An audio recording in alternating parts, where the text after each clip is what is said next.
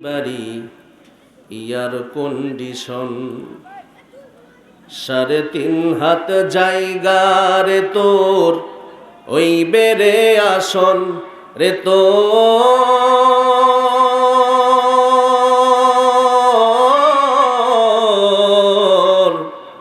ওই বেড়ে আসন।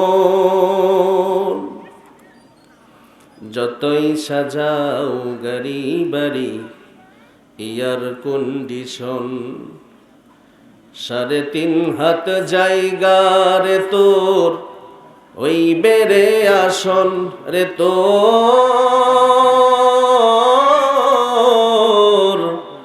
ওই বেড়ে আসন।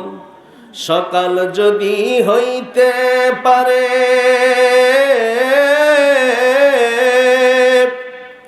সকাল যদি হইতে পারে সন্ধ্যাও হবে ভাই রে মানুষ।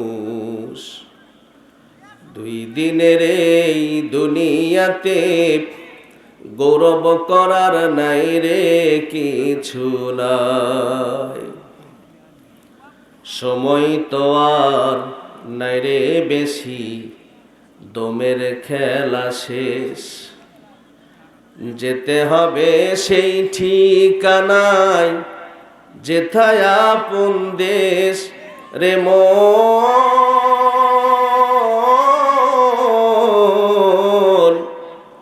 যেথায় আপন দেশ।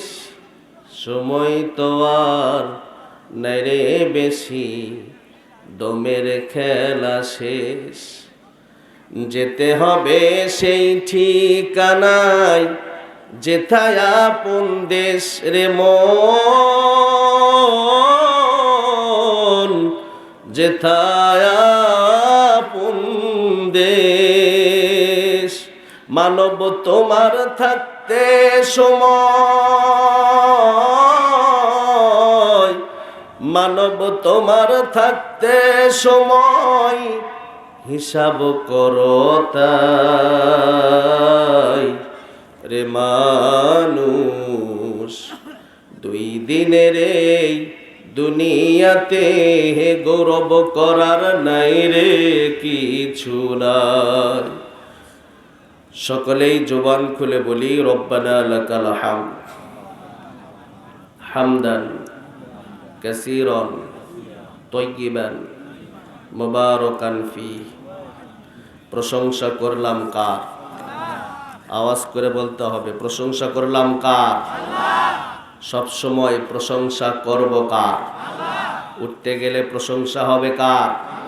বসতে গেলে মসজিদে, মাদ্রাসায়, মাঠে, ঘাটে, বাজারে, বাড়িতে, গাড়িতে, চুরি করতে,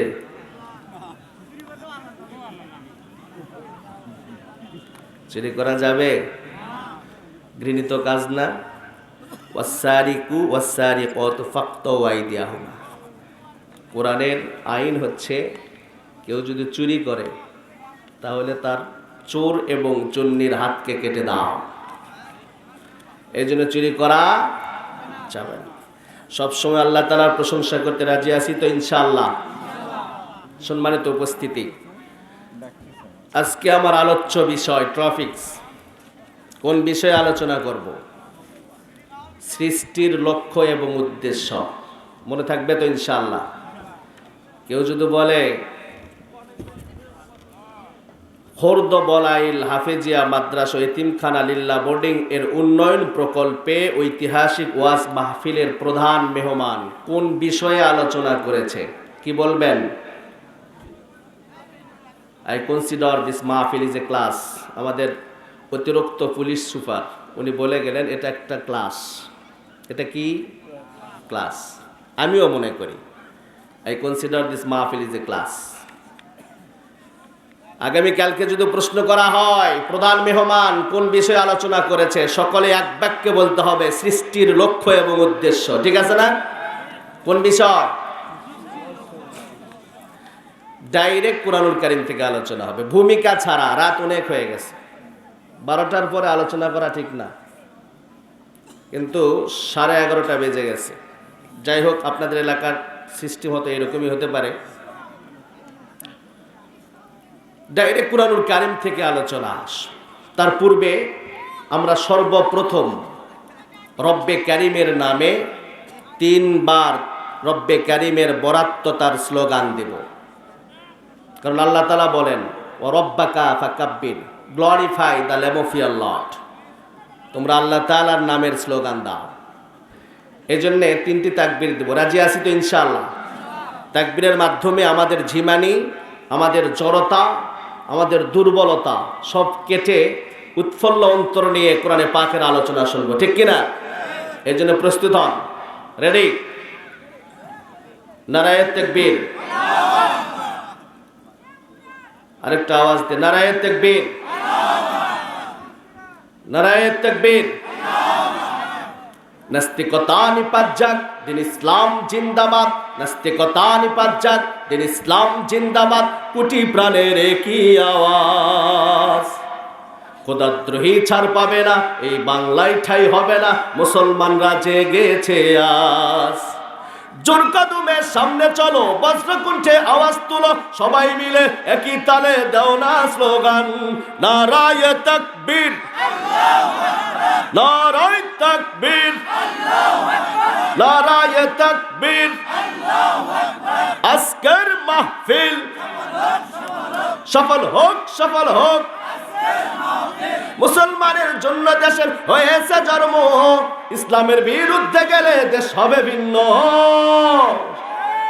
ইসলামেরই জন্য দেশের হয়েছে জন্ম, ইসলামের বিরুদ্ধে গেলে দেশ হবে ভিন্ন। ইসলামের বিরুদ্ধে যারা নিয়েছে অবস্থান, এই বাংলায় ঠাঁই হবে না, যাও হিন্দুস্তান। জোর কদমে সামনে চলো, বজ্রকণ্ঠে আওয়াজ তুলো, সবাই মিলে একই তালে দাও না স্লোগান। নারায়ে তাকবীর, নারায়ে তাকবীর, নারায়ে তাকবীর। আজকের মাহফিল সফল হোক, সফল হোক। আজকের মাহফিল চার্জ হয়েছে একটু। মুসলমানের এই দেশেতে নাস্তিকদের ঠাঁই নাই। নাস্তিকদের পক্ষে যারা, তাদের কোনো রক্ষা নাই। মুসলমানের এই দেশেতে নাস্তিকদের ঠাঁই নাই।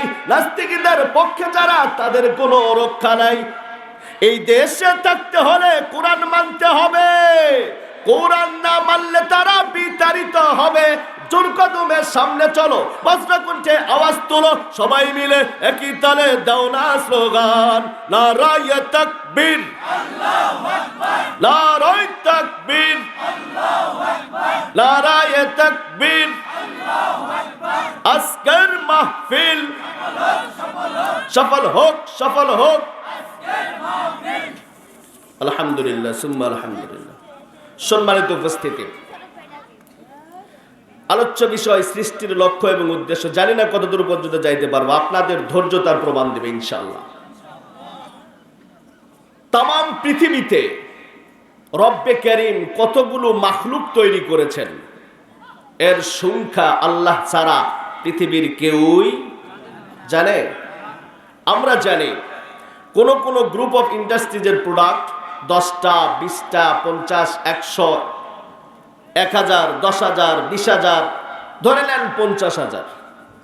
পৃথিবীতে এমন কোন ইন্ডাস্ট্রিজ অথবা গ্রুপ অফ ইন্ডাস্ট্রিজ নাই যার প্রোডাক্ট 2 থেকে 3 লাখ হবে। আছে কি মনে হয়? কিন্তু আল্লাহ তাআলা এমন একটা পৃথিবী নামের ইন্ডাস্ট্রিজের মহাজন, যার প্রোডাক্টের সংখ্যার কোনো সীমাই নাই। আল্লাহ তাআলা বলেন, ওয়া ইন তাউদ্দু নি'মাতাল্লাহ লা তুহসুহা। এ পৃথিবীর মানুষ, তোমরা যদি আমার প্রোডাক্টগুলো গোনা শুরু করে দাও, তোমাদের হায়াত শেষ হয়ে যাবে। আরেকজনের জিম্মাদারি দিবা, তার হায়াত শেষ হয়ে যাবে। আরেকজনের জিম্মাদারি দিবা, তার হায়াত শেষ হয়ে যাবে। এইভাবে চলতে চলতে একদিন পৃথিবীর আয়ু ফুরিয়ে যাবে। কিন্তু আমার প্রোডাক্টগুলি তোমরা কখনো গুণে শেষ করতে পারবা না। অগণিত অসংখ্য প্রোডাক্ট আল্লাহ তাআলা তৈরি করলেন। বলুন তো দেখি, এই তৈরির পিছনে আল্লাহ তাআলার কোনো লক্ষ্য আর উদ্দেশ্য আছে না নাই? আমরা জানি উদ্দেশ্যবিহীন, টার্গেটবিহীন কাজ করে দুই শ্রেণীর মানুষ। নাম্বার ওয়ান, মস্তিষ্কের ভারসাম্যহীন পাগল।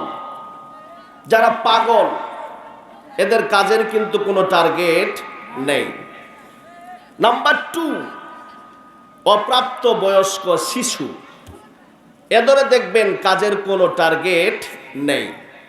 এই মস্তিষ্কের ভারসাম্যহীন পাগল আর অপ্রাপ্ত বয়স্ক শিশু ছাড়া পৃথিবীতে এমন কোনো মানুষ পাবেন না যাদের কাজের পিছনে কোনো উদ্দেশ্য নাই। এই যে মনে করে ধরেন, এই সুন্দর একটা মাহফিলের আয়োজন যারা করেছেন, ওনাদের কোনো লক্ষ্য আর উদ্দেশ্য আছে না নাই? আপনারা যারা আলোচনা শুনতে এসেছেন, আপনাদের কোনো টার্গেট আছে না নাই? আমরা যারা বয়ান করতে এসেছি, আমাদেরও কোনো টার্গেট আছে না নাই? তাহলে আসমান, জমিন, গ্রহ, নক্ষত্র, এই গ্যালাক্সি, তারকা, ধূমকেতু, সৌরজগতে অবস্থিত সকল কিছু তাহাতা সার, মাটির অভ্যন্তরে কোটি টাকা মূল্যের দামি সম্পদ, সাগর, জল জগতের কোটি কোটি সৃষ্টিকুল, এতগুলো যে আল্লাহ তাআলা তৈরি করলেন, এই তৈরির পিছনে কি আল্লাহর কোনো টার্গেট নাই? আল্লাহ তাআলা বলেন, ওয়ামা খলাকতুল জিন্না ওয়াল ইনসা ইল্লা লিয়াবুদুন। এ পৃথিবীর মানুষ, তোমরা কি মনে করেছো তোমাদেরকে আমি টার্গেট বিহীন তৈরি করেছি? এমনি এমনি তোমাদেরকে তৈরি করেছি। তোমাদের তৈরির পিছনে কি আমার কোনো উদ্দেশ্য নাই? আল্লাহ তাআলা বলেন, আফা হাসিবতুম আন্নামা খলাকনাকুম আবাসাও ওয়া আন্নাকুম ইলাইনা লা তুরজাউন। তোমাদের কি আমার কাছে আর আসতে হবে না এটা মনে করেছো? না, এটার মনে করার কোনো কারণ নেই। বরং তোমাদেরকে আমি অনেক বড় একটা টার্গেট নিয়ে তৈরি করেছি। টার্গেটটা কি? তোমরা আমার গোলামি করবা, আমার দাসত্বতা করবা, আমার কুদরতি পায়ে সেজদা দিবা, আমার হুকুম মানবা, আমার বিধান মানবা, আমার আইন মানবা। এই জন্যেই তোমাদেরকে তৈরি করা হয়েছে। আর তোমরা ছাড়া যা কিছু দেখো, এই আসমান, এ জমিন, এ গ্রহ, এ নক্ষত্র, এ গ্যালাক্সি, এ তারকা, এ ধূমকেতু, এ সৌরজগতে অবস্থিত যা কিছু আছে, এই সবগুলো তৈরি করা হয়েছে তোমাদের কল্যাণের জন্য।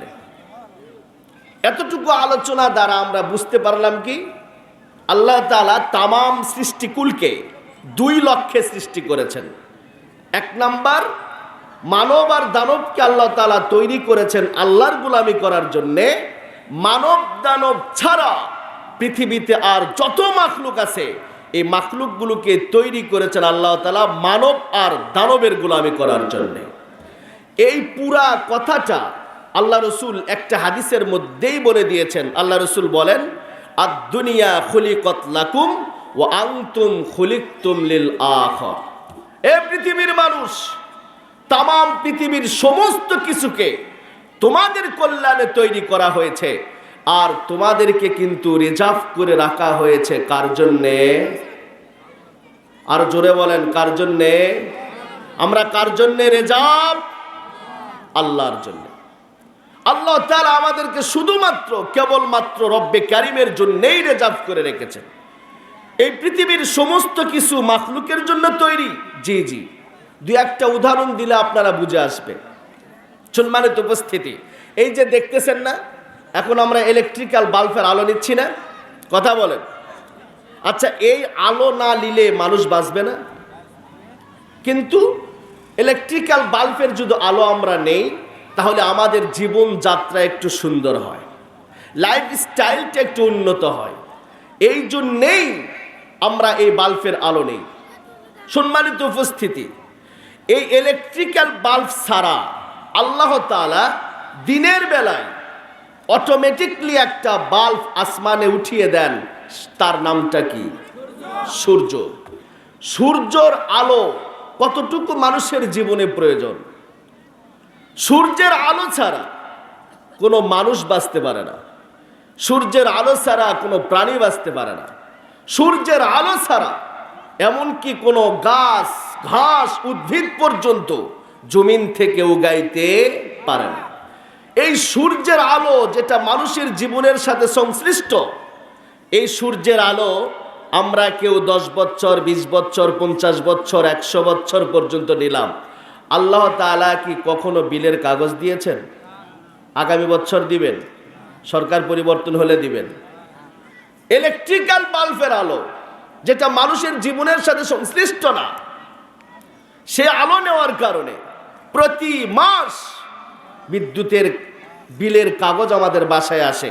প্রতি মাস আমরা বিল দিচ্ছি, তারপরেও বিদ্যুতের বিলের কাগজের নিচে লাল কালির নোটিশ থাকে, নির্দিষ্ট টাইমে বিল পরিশোধ যদি না করেন পূর্ব নোটিশ ছাড়াই আপনার সংযোগকে বিচ্ছিন্ন করে দেওয়া হবে।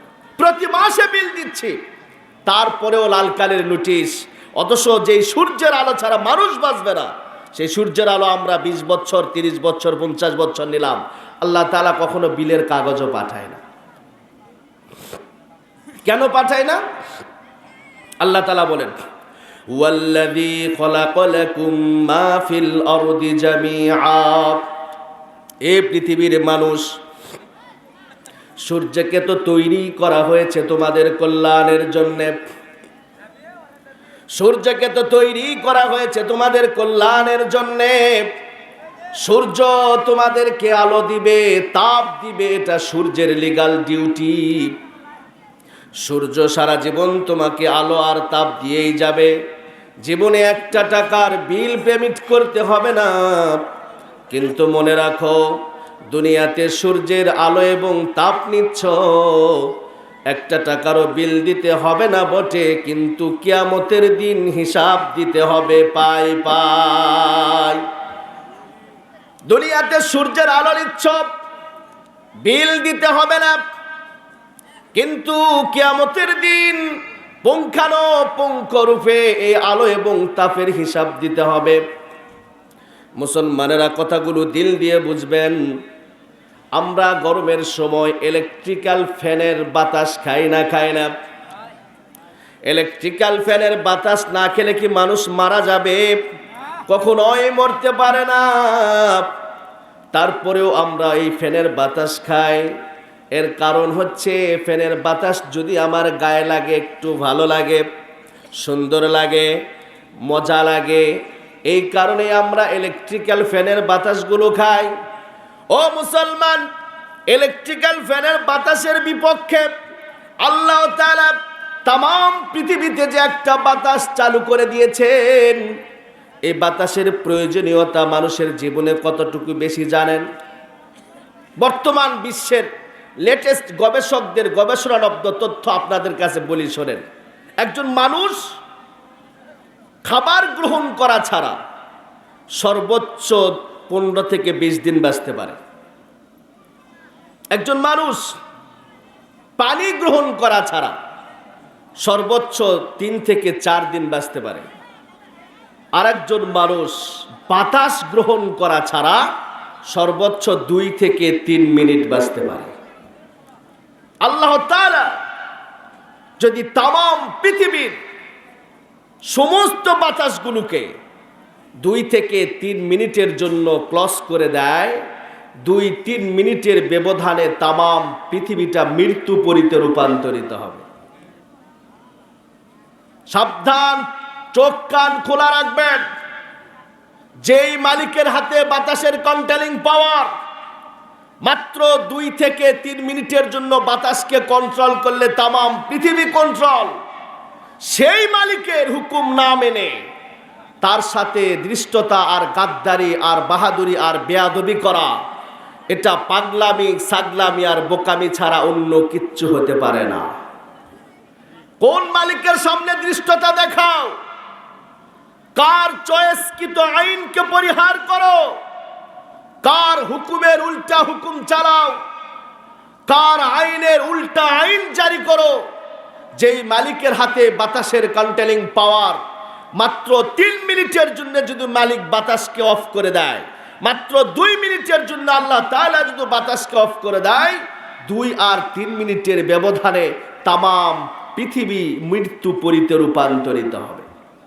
সম্মানিত উপস্থিতি, এই বাতাস আমরা জীবনের পর থেকে, জন্মের পর থেকে এখন পর্যন্ত নেওয়া শুরু করেছি, একদিনও মিস করি নাই। কোনোদিন কি বিলের কাগজ এসেছে? আগামী বছর আসবে? কেন আসে না? আল্লাহ তাআলা বলেন, ওয়াল্লাযী খালাকা লাকুম মা ফিল আরদি জামিআ। এ পৃথিবীর মানুষ, বাতাসকে তো তৈরি করা হয়েছে তোমাদের গোলামির জন্যে, সুতরাং বাতাস সারা জীবন তোমাদের গোলামি করে যাবে, জীবনে 1 টাকারও বিল দিতে হবে না। কিন্তু মনে রাখবা, দুনিয়াতে বাতাস নিচ্ছ, 1 টাকার বিল দিতে হবে না বটে, কিন্তু কিয়ামতের দিন এই বাতাসের পূর্ণ হিসাব আল্লাহ তাআলার আদালতে দিতে হবে। বাতাস নিচ্ছ, বিল দিতে হবে না, হিসাব দিতে হবে। মুসলমান শুধু এতটুকুনি নয়, যেই জমিনের উপরে আমরা বসে মাহফিল শুনি, এই জমিনকে আল্লাহ তাআলা কি পরিমাণ মানুষের গোলামির জন্য তৈরি করেছেন, সুন্দর করে কান দুটো খরগোশের মতো খাড়া করে শোনেন। পৃথিবীতে এমন কোন গুডাউন আপনারা দেখেছেন নাকি যে গুডাউনের ভিতরে মাল রাখলে দিন দিন মালটা বাড়তে থাকে? এমন কোন গুডাউন আছে পৃথিবীতে? এমন কোন গুডাউন পৃথিবীতে কি কখনো আবিষ্কার হবে মনে হয়? পৃথিবীতে এমন কোন গুডাউন নাই যে গুডাউনের ভিতরে মাল রাখলে দিন দিন মালটা বাড়ে। তবে পৃথিবীর বুকে যে গুডাউনগুলো আমরা দেখেছি, গোডাউন সরকারি হোক অথবা পার্সোনালি হোক, গোডাউনের ভিতরে যদি মাল রাখা হয়, দিন দিন মালটা কমতে থাকে। পার্সোনাল গোডাউনের মালগুলি ইঁদুর আর বাদরে খায়, সরকারি গোডাউনের মাল ইঁদুর আর বাদরে নয়, বড় বড় শিক্ষিতরা খায়। এ মুসলমান, গোডাউন পার্সোনালি হোক আর সরকারি হোক, গোডাউনে যদি মাল রাখেন, দিন দিন মালটা কমতে থাকে। কিন্তু আল্লাহ তাআলা পৃথিবীটার জমিনকে এমন একটা গোডাউন বানায়া দিয়েছেন, এই গোডাউনের ভিতরে যদি আপনি মাল রাখেন, আল্লাহ তাআলা এই মালটাকে 100 গুণে বৃদ্ধি করে আপনার বাসায় পৌঁছায়া দেয়।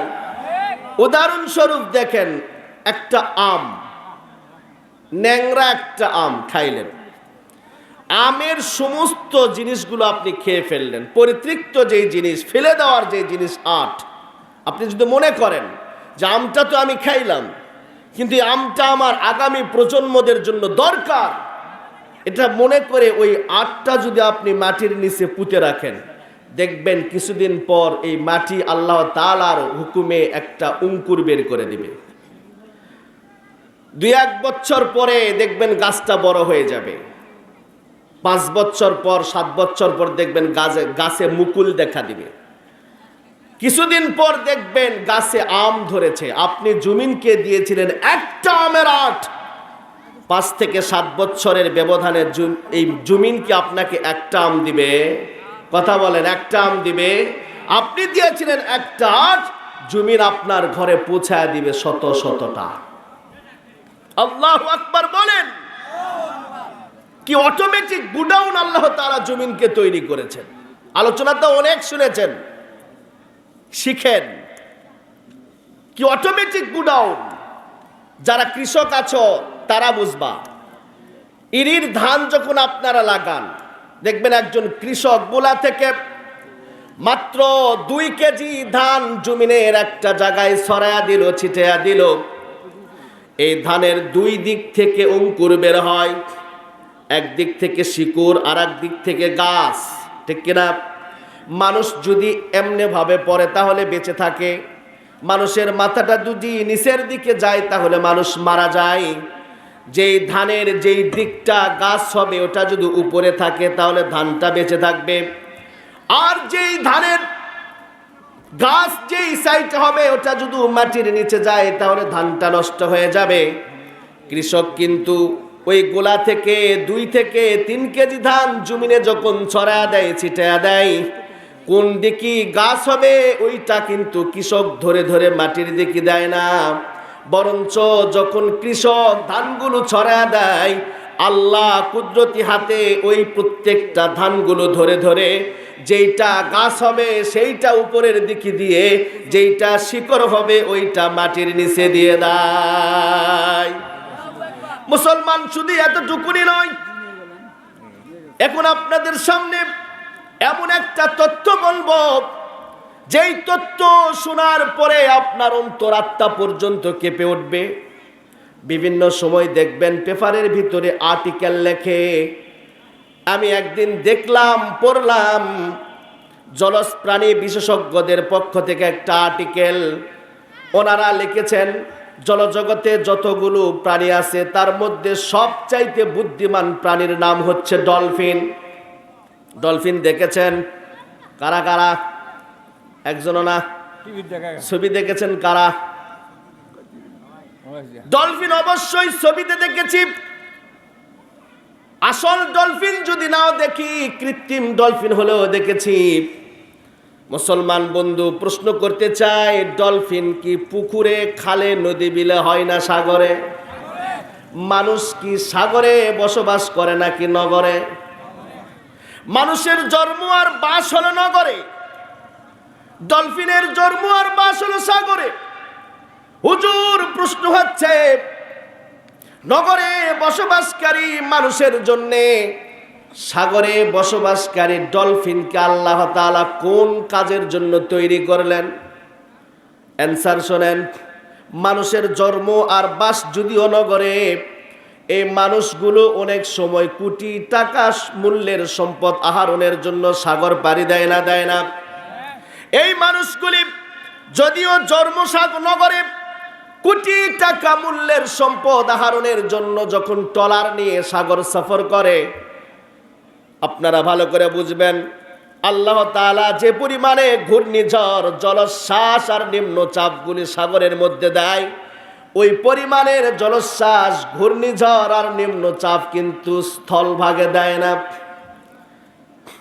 যেই পরিমাণে ঘূর্ণিঝড় আর জলোচ্ছ্বাস, নিম্নচাপ আল্লাহ জলভাগে দেন, ওই পরিমাণের জলোচ্ছ্বাস, নিম্নচাপ, ঘূর্ণিঝড় আল্লাহ স্থলভাগে দেয় না। কেননা ওই পরিমাণের জলোচ্ছ্বাস, ঘূর্ণিঝড়, নিম্নচাপ যদি স্থলভাগে দেওয়া হয়, আল্লাহর বান্দার জীবন যাত্রাগুলি স্টপ হয়ে যাবে, চূড়ান্ত সমস্যার মধ্যে পড়বে। এই জন্য আল্লাহ তাআলা জলভাগে যেই পরিমাণের ঘূর্ণিঝড়, জলোচ্ছ্বাস আর নিম্নচাপ দেয়, স্থলভাগে ওই পরিমাণ দেয় না। কিন্তু বিজ্ঞান বলে জমিনের ভারসাম্য টিকে রাখার জন্যে জলোচ্ছ্বাস, ঘূর্ণিঝড়, নিম্নচাপ প্রয়োজন। কিন্তু যদি দেওয়া হয়, মানুষগুলো মরে যাবে, মানুষের লাইফ স্টাইলটা স্টপ হয়ে যাবে, জীবনযাত্রা অব্যাহত হয়ে যাবে। তাহলে কি করা যায়? রব্বে কারীম ওই জলোচ্ছ্বাস, ঘূর্ণিঝড়, নিম্নচাপগুলি সাগরের ভিতরে দিয়ে বাতাসের মধ্যে তার স্নিগ্ধতা তামাম পৃথিবীতে স্প্রে করে দেয়। সাগরের জলকে কালি করে, গাছের পাতাকে খাতা করে, তোমার মহিমা লিখা শেষ হবে না, যদিও লিখি প্রভু জীবন ভরে। ঠিক কিনা? ও মুসলমান, কথাগুলো দিল দিয়ে বুঝেন। আর্টিকেল দেখলাম, আল্লাহর বান্দা যখন ট্রলার নিয়ে কোটি টাকা মূল্যের দামি সম্পদ আহরণের জন্য সাগর সফর করে, যারা সাগর সফর করেছেন তারা বুঝবেন, স্থলভাগে তাকাইলে যতদূর পর্যন্ত দেখা যায়, জলভাগে কিন্তু খালি চোখে অত দূর দেখা যায় না। ঠিক কিনা? কিছু দূর পর দেখবেন যে আকাশ আর পানি মিলে গেছে। স্থলভাগে তাকাইলে আপনি যত দূর পর্যন্ত দেখতে পাবেন, জল ভাগে অত দূর পর্যন্ত দেখা যায় না। মানুষ যখন ট্রলার নিয়ে সাগর পাড়ি দিচ্ছে, 200-250 গজ সামনেই জলোচ্ছ্বাস, মানুষ ট্রলার নিয়ে জলোচ্ছ্বাসের দিকে যাচ্ছে। এই মুহূর্তের ভিতরে আল্লাহর বান্দা যখন ট্রলার নিয়ে জলোচ্ছ্বাসের দিকে রওনা করে, মুহূর্তের ভিতরে আল্লাহ তাআলা ডলফিনের মাথার ভিতরে কম্পিউটারের সাইরন বেজে দেয়। ডলফিন বুঝতে পারে যাদের কল্যাণে আমাদেরকে তৈরি করা হয়েছে অবশ্যই তারা এখন বিপদ সম্মুখীন। ডলফিন একটা মিনিটের জন্য দেরি করে না, বিদ্যুতের মতো যত নিচেই থাক না কেন একটা উড়াল দেয়, নিজের বডিটাকে ট্রলারের সামনে ভাসিয়ে দেয়, নেজ দ্বারা কমিটমেন্ট করতে থাকে, এ ট্রলারের চালক এই দিকে যেও না, তোমার জীবন নাশ হয়ে যাবে, এই দিকে যাও, আল্লাহ তাআলা তোমাকে নিরাপদে গন্তব্যস্থানে পৌঁছায়া দিবে। শুধু এতটুকুনি নয়, জলজ প্রাণী বিশেষজ্ঞরা রিপোর্ট করেছেন কখনো এমনও দেখা গেছে ডলফিন অনেক দূরে অবস্থান করতেছিল, আস্তে আস্তে ডলফিনের টাইম পাস হয়ে গেছে। এতটুকু সময়ের মধ্যে ট্রলারটা জলোচ্ছ্বাসের কবলে পড়ে গেছে। জলোচ্ছ্বাসের কবলে পড়ে ট্রলারটা ভেঙে চূর্ণ বিচূর্ণ হয়ে গেছে। মানুষগুলো সাগরের পানিতে হাবুডুবু খাচ্ছে। জলজ প্রাণী বিশেষজ্ঞরা রিপোর্ট করেছেন এরপরেও ডলফিন, মানুষের কল্যাণে তৈরি ডলফিন, নিজেকে সরে রাখে নাই, দূরে রাখে নাই, নিজের পৃষ্ঠে করে ডুবন্ত মানুষকে উঠায়া উপকূলে নামায়া দিয়েছে। মুসলমান বন্ধু, এই কথাটাই তো আল্লাহ তাআলা বলেন, হুয়াল্লাযী খলাকালাকুম মা ফিল আরদি জামিআ। এই পৃথিবীর মানুষ, এই পৃথিবীতে তোমরা যা কিছু দেখো আর না দেখো সবগুলোকেই তৈরি করা হয়েছে তোমাদের কল্যাণের জন্যে। কিন্তু মনে রাখবা, সবগুলো তোমাদের কল্যাণে তৈরি করলেও তোমাদেরকে কিন্তু তৈরি করে রাখা হয়েছে আল্লাহর জন্য রিজার্ভ করে। সকলেই তোমাদের হুকুম মানবে, সকলেই তোমাদের গোলামি করবে, সকলেই তোমাদের খেদমত করবে, সকলেই তোমাদের কল্যাণ সাধনে একদম নিবেদিত প্রাণ হয়ে থাকবে। কিন্তু শর্ত হলো তোমাকে আল্লাহর গোলামি করতে হবে, তোমাকে আল্লাহর হুকুম মানতে হবে, তোমাকে আল্লাহর বিধান মানতে হবে, তোমাকে আল্লাহর কন্ট্রোলে থাকতে হবে। ভারত সহ বাংলাদেশ সহ কত জায়গাতেই তো গেলাম। বিভিন্ন জায়গাতে যাওয়ার পরে অনেক সময় মানুষ এসে প্রশ্ন করে, হুজুর আজকের সময়টা বড় কঠিন কেন, কি হয়েছে? বলে হুজুর একটা বিষয় একটু আলোচনা করবেন। বলে কি বিষয়? বর্তমান সময়ে সন্তানগুলি মা বাবার খেদমত করে না, বরঞ্চ মা বাবা বৃদ্ধ হলে তাদেরকে বৃদ্ধাশ্রমে রেখে দেয়। মা বাবার হকের উপরে একটু আলোচনা করবেন। ছেলে আমার মস্ত মানুষ, মস্ত অফিসার, মস্ত ফ্ল্যাটে যাই না দেখা এ পারে ও পার, হরেক রকম জিনিস আর আসবাব দামি দামি, সবচেয়ে কম দামি ছিলাম একমাত্র আমি, সবচেয়ে কম দামি ছিলাম একমাত্র আমি। আমার প্রতি আমার ছেলের অগাধ সম্ভ্রম, তাই তো ঠিকানা মায়ের বৃদ্ধাশ্রম, তাই তো ঠিকানা বাবার বৃদ্ধাশ্রম। আমার ব্যবহারেরই সেই আলমারি আর আয়না, এসব নাকি খুব পুরনো ফ্ল্যাটে রাখা যায় না। আমার ব্যবহারেরই সেই আলমারি আর আয়না, এসব নাকি খুব পুরনো ফ্ল্যাটে রাখা যায় না। ওর বাবার ছবি ঘড়ি ছড়ি বিদায় নিল তাড়াতাড়ি, ছেড়ে দিল কাকে খেলো পোষা বুড়ো ময়না। স্বামী স্ত্রী আর এলসেশিয়াম জায়গা বড়ই কম, তাই তো দুঃখিনী মায়ের ঠিকানায় আজ বৃদ্ধাশ্রম, তাই তো বাবার ঠিকানায় আজ বৃদ্ধাশ্রম। নিজের হাতে ভাত খেতে পারতো না রে খোকা, বলতাম আমি না থাকিলে করবি কি রে বোকা, উঠ ফুলিয়ে কাঁদত খোকা আমার কথা শুনে, খোকা বুঝি আর কাঁদে না, নেই বুঝি আর মনে, মাঝরাতে স্বপ্ন দেখে উঠত খোকা কেঁদে, দুহাত দিয়ে বুকের মাঝে রেখে দিতাম বেঁধে, দুহাত আজও খোঁজে খোকা ভুলে যায় একদম, কেন না মায়ের ঠিকানায় আজ বৃদ্ধাশ্রম, কেন না বাবার ঠিকানায় আজ বৃদ্ধাশ্রম। খোকার একটা ছেলে হয়েছে 2 বছর হলো, আর মাত্র 25 বছর আল্লাহ মুখ তুলো, 100 বছর বাঁচতে এখন আমার হলো 60, 25 বছর পরে খোকার হবে 59। বৃদ্ধাশ্রমের ঘরটা ছোট, জায়গা অনেক বেশি, আমি খোকা দুজন মিলে থাকবো পাশাপাশি, সেই দিনের স্বপ্ন দেখি ভীষণ রকম, কেন না মায়ের ঠিকানায় আজ বৃদ্ধাশ্রম। সাবজেক্ট নয় মা বাবার আলোচনা করা, তাহলে বুঝাইয়া দিতাম। আলোচনার সাবজেক্ট নির্ধারণ করেছে সৃষ্টির লক্ষ্য। তবে একটা মেসেজ দেই, সন্তান জীবনে যদি উন্নতি করতে চাও, বিপদ থেকে মুক্ত হতে চাও, লাইফটাকে যদি সুন্দর এবং পরিচ্ছন্ন বানাইতে চাও, কখনো মা বাবার অন্তরে আঘাত দিও না। অনেক জায়গাতে যাওয়ার পরে হুজুর আরেকটা বিষয় নিয়ে আলোচনা করবেন, বলে কি বিষয়? বর্তমান সময়ে শ্রমিকগুলো মালিকের মাল সংরক্ষণ করে না, বরঞ্চ গুডাউনে আগুন লাগায়। মালিকের মাল সংরক্ষণের ব্যাপারে একটু আলোচনা করবেন। কোন কোন জায়গাতে যাওয়ার পরে বড় বড় শিল্পপতি নেতারা প্রধান অতিথি হয়ে আসে, তারা প্রশ্ন করে প্রধান বক্তা কোথায়?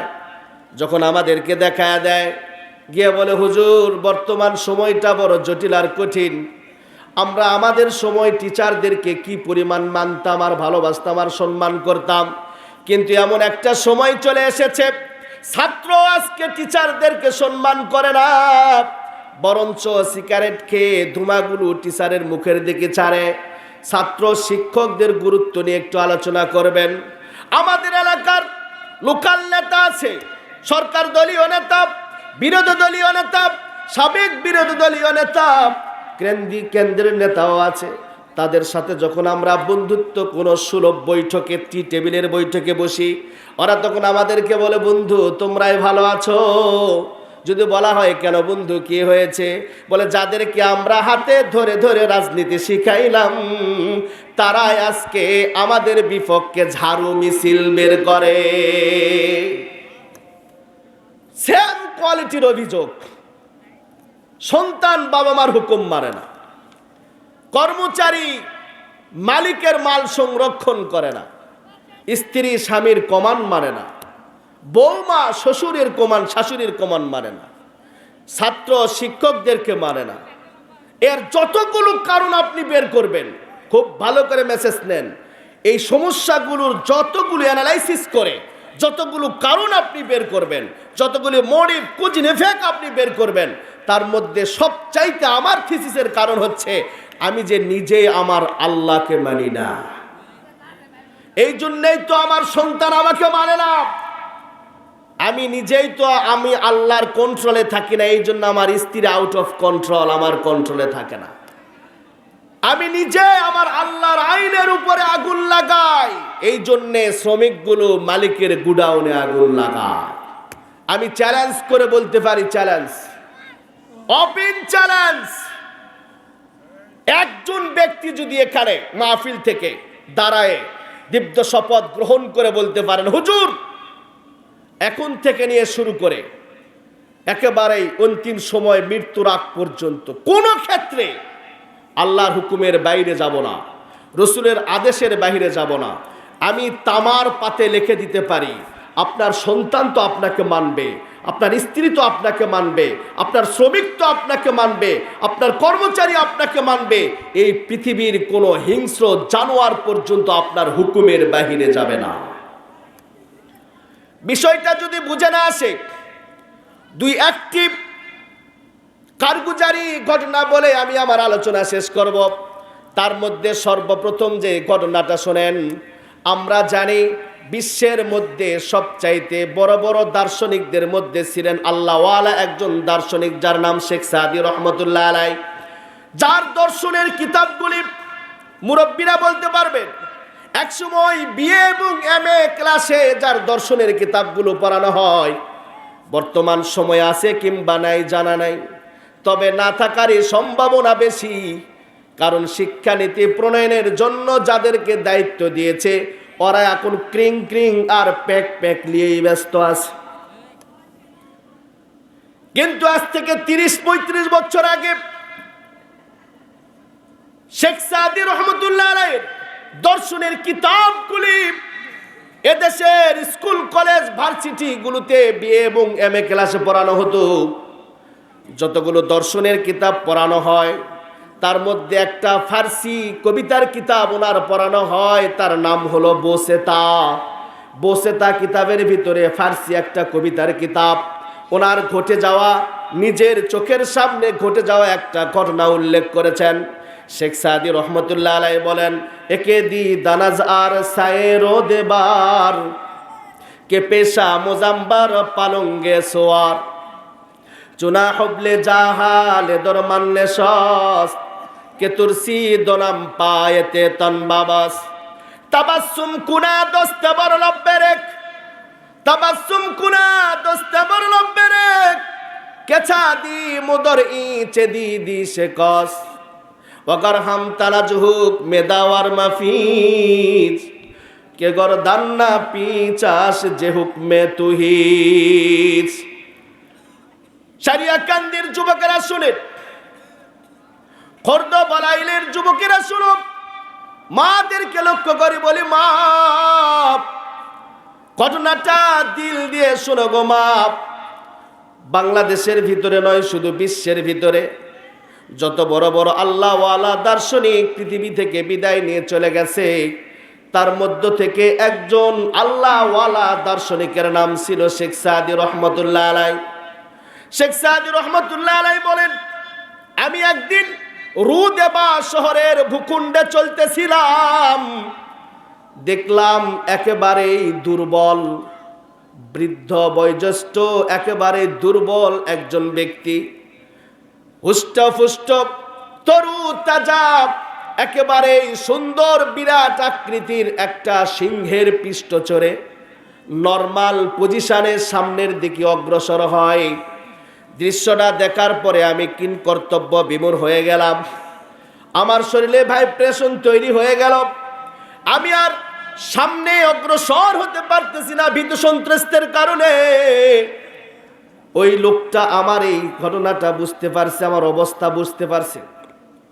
ওই বৃদ্ধ ব্যক্তিটা আমাকে ডাক দে বলে, শেখ সাদি তাবাসসুম কুনা দস্তে বড় লব্বেরেক কে সাদি মোদর ইচে দিদি সে কষ্ট।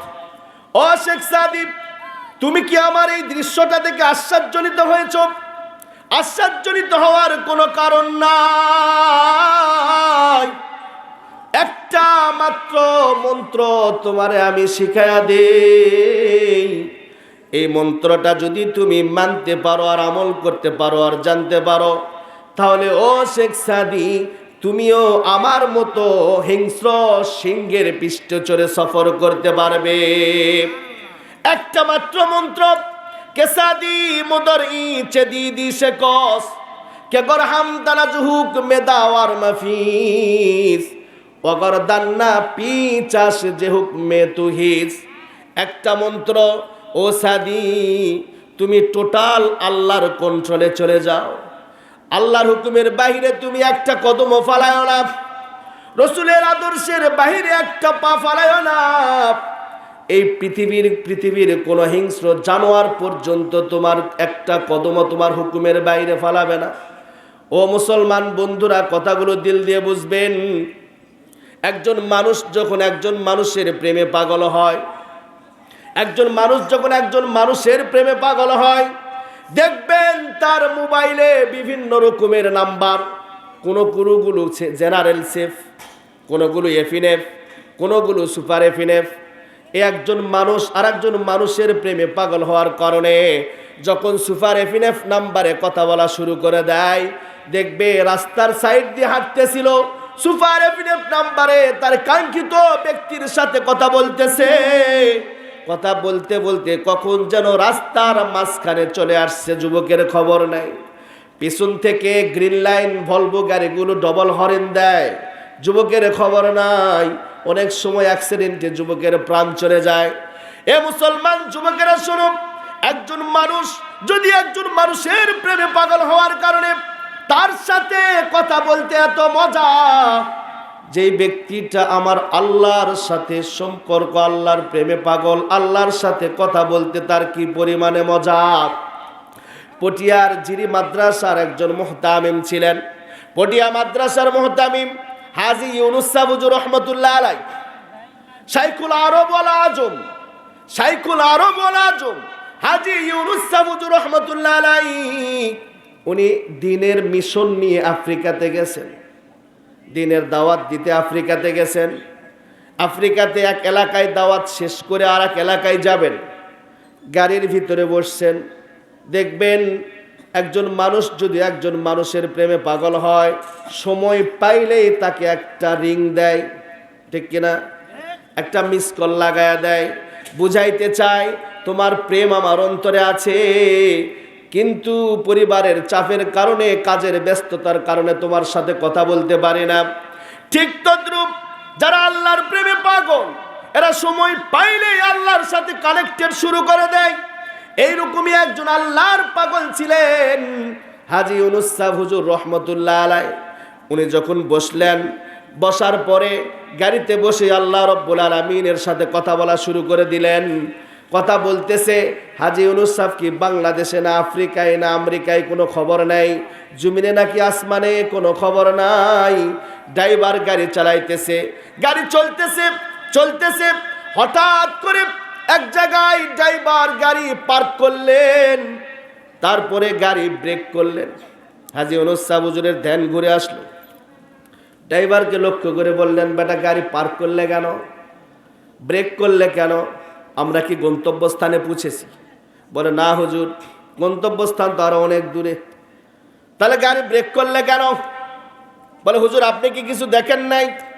বলে কি দেখবো, সাইডে দেখেন কত বড় বড় ক্রেন গাড়ি, 10 চাকা 6 চাকা 10 চাকার বড় বড় ট্রাকগুলো দাঁড়িয়ে আছে, কেউই সামনে অগ্রসর হইতে পারে না। হাজী ইউনুস সাহ বললেন, কি সমস্যা খুলে বলো। বলে সমস্যা হুজুর, সামনে যাওয়া যাবে না। কেন যাওয়া যাবে না? বলে আফ্রিকার জঙ্গল থেকে 10টি বন্য বড় বড় হাতিগুলো রাস্তা এসে পুরা রাস্তা ব্লক করে নিয়েছে। এই জঙ্গলি হাতির আক্রমণ থেকে বাঁচার জন্য একটা গাড়িও সামনের দিকে অগ্রসর হয় না। হাজী ইউনুস সাহ হুজুর ড্রাইভারকে ডাকতে বললেন, বেটা শোনো, তুমি কি এর আগে কোনোদিন এই রাস্তা দিয়ে গেছো? বলে যে হুজুর অনেকবার গেছি। যাওয়া আসার পথে কি কখনো কোনো জানোয়ারকে অত্যাচার করেছো, জুলুম করেছো? বলছে না হুজুর, এমনটা তো ঘটে নাই। হাজী ইউনুস সাহ বলে, বেটা শোনো, তুমি যদি কোনো জানোয়ারের উপরে আক্রমণ না করো, অন্যায়ভাবে জুলুম না করো, অনর্থকভাবে ওই জানোয়ার তোমার উপরেও জুলুম করতে আসবে না। তুমি জুলুম করবে না, সে উল্টা তোমার উপরে জুলুম করবে না। কিন্তু মনে রাখবা, তুমি জুলুম করো নাই, তারপরেও তোমার উপরে যদি জুলুম করা হয়, আল্লাহ তারে ছাড়বে না। হাজী ইউনুস সাহ বলেন, চলো যাই। ড্রাইভার বলে, হুজুর আমি যুবক মানুষ, বিয়ে শাদী পর্যন্ত করি নাই, জীবনের একটা মায়া আছে, ভাড়া দিলে দেন আর না দিলে না দেন, আমি যাইতে পারবো না। হাজী ইউনুস সাহ বলে, বেটা যা, সমস্যা হবে না। বলে না হুজুর, যাওয়া যাবে না। হাজী ইউনুস সাহ হুজুর যুবকের ঘাড়ের উপরে হাত দিলেন, দিয়ে বলতেছেন, বেটা শোন, তুই যা, কেননা আমরা তো নিজের স্বার্থ অর্জিত কোনো কারণে আফ্রিকাতে আসি নাই, আমরা তো আমাদের মালিকের মিশন নিয়ে আফ্রিকাতে এসেছি।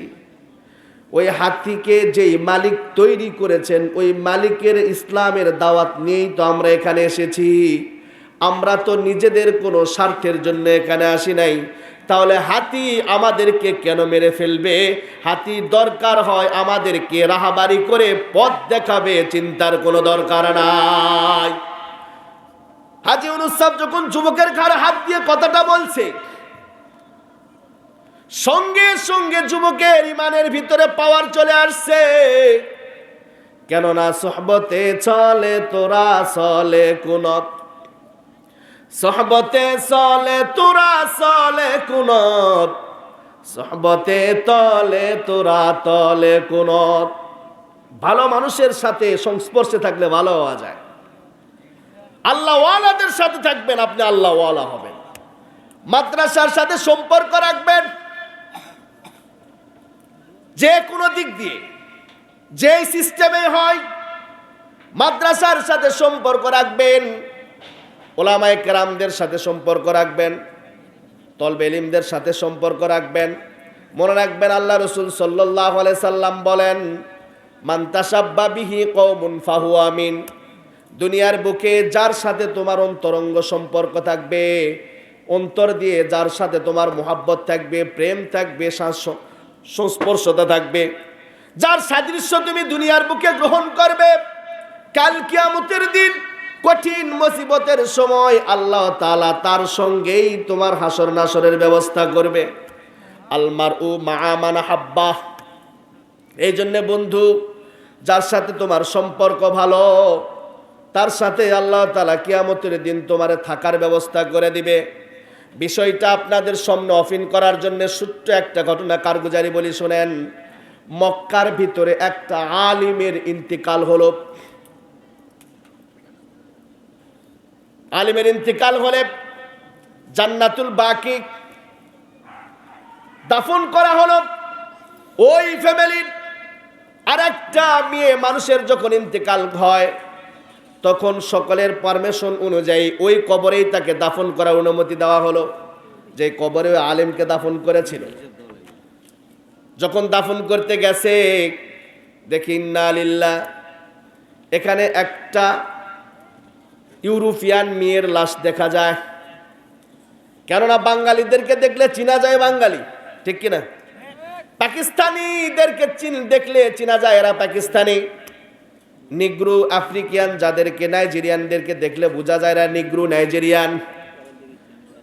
যখন ওই কবর খনন করা হলো, মেয়েকে দাফন করবে, দেখলো এখানে ইউরোপিয়ান একটা মেয়ের লাশ দেখা যায়।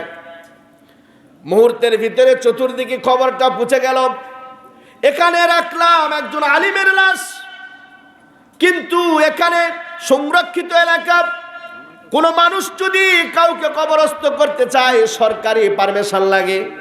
এখানে তো একজন আলিমকে দাফন করা হয়েছিল, কিন্তু এই মেয়ে আসলো কই থেকে? হজের মৌসুম ছিল, চতুর্দিকে যখন খবরটা পৌঁছে গেল, ইউরোপিয়ান একজন হাজি ছিল ওখানে, সে দৌড়ে কবরস্থানে গেছে। মেয়েটাকে দেখে চিনতে পারছে, ডাকতে বলতেছে, উপস্থিত জনতা শোনো, এই মেয়ের বাড়ি ইউরোপে, এই মেয়েটাকে আমি চিনি। এই মেয়ের বাসায় আমি দীর্ঘদিন পর্যন্ত চাকরি করেছি, চাকর ছিলাম। এই মেয়ের সাথে আমার সুন্দর একটা সম্পর্ক ছিল, অবৈধ কোনো প্রেম ভালোবাসার সম্পর্ক নয়, বরঞ্চ ঈমানি সম্পর্ক। যখনই আমি কোরআনে পাকের কাজের শেষে কোরআনে পাকের তেলাওয়াত করতাম, সিরাতুন নবী সাল্লাল্লাহু আলাইহি সাল্লাম রাসূলের জীবনে যখন পড়তাম, এই মেয়েটা জানলার কিনারায় এসে আমার এই কথাগুলো শুনতো। শুনতে শুনতে হঠাৎ একদিন মেয়েটি আমার ঘরের মধ্যে ঢুকে যায়, ডাক দিয়ে বলে, ভাই, রাসূলের জীবনী এবং কোরআনে পাকের তেলাওয়াতগুলো আমাকে মুগ্ধ করে ফেলেছে।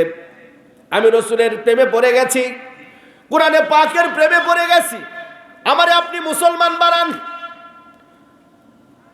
হাজী বলে, উপস্থিত জনতা, এই মেয়েটা একদিন আমার হাতে হাত রেখে মুসলমান হয়, কিন্তু শর্ত দিয়েছিলাম, তোমার ইসলাম গ্রহণের কথা অফিন করতে পারবা না, কারণ তোমাকেও শেষ করবে, আমার জীবন কাল্লা উড়ে দিবে।